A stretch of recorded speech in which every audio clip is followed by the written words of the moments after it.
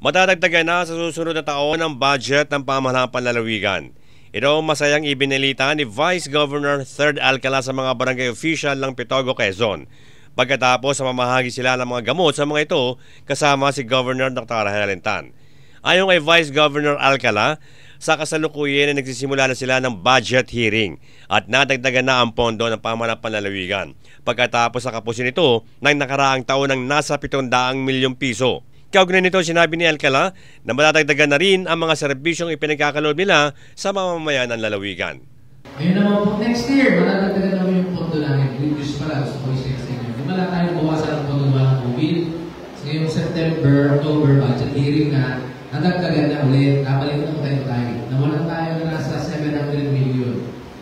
Yun po yung naging effect naman. Kaya pansinin nyo, medyo dahan-dahan lang kung binibigay. Pero gradually, bumabalik na ako ngayon. Pero, alin nyo, makatanggap na kami ng makatulong na kami ng higit sa susunod na taon pa. Nandiyan naman si Kong. Maganda ko kasi pagka si Kong, si Mayor, provincial government, bukal, yung magkakasama, mas madali yun sa totoo sa ating karanasan. Bert Abrigo nag-uulat para sa DCDG 96.7 Destiny Radio at your service.